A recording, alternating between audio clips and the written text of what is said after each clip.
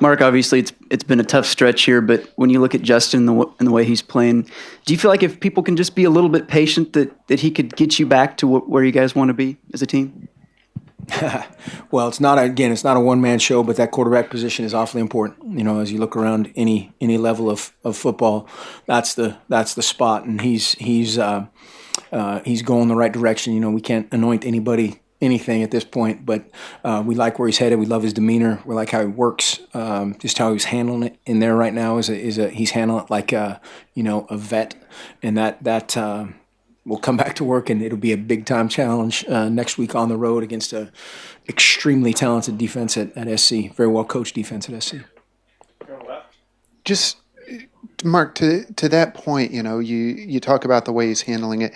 What do you see from him emotionally in terms of taking on that leadership role in the locker room, on the field, as a true freshman?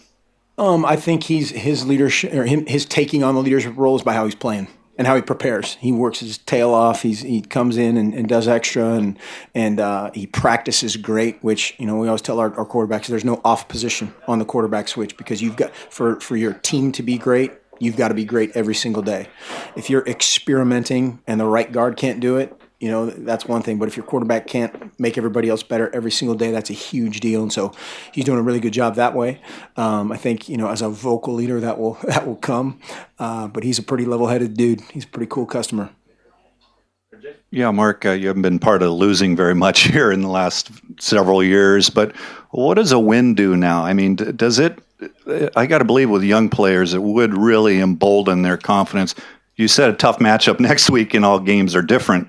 But just the confidence factor? No question. Huge. And that's one thing guys need to be, they're sitting with their Xbox for 10 years and hitting reset whenever they're behind. Hit reset, hit restart, power this, and it's just easy.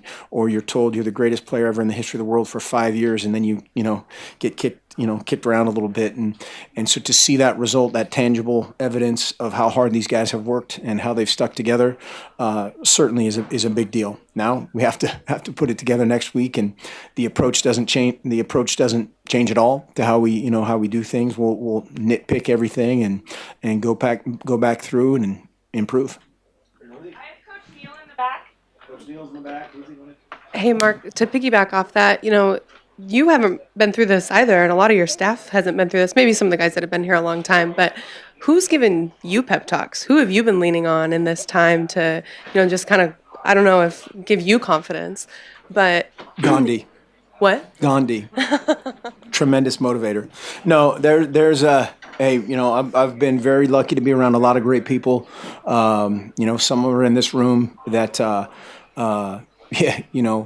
when things are, let's put rough in italics and quotation marks of where we are right now.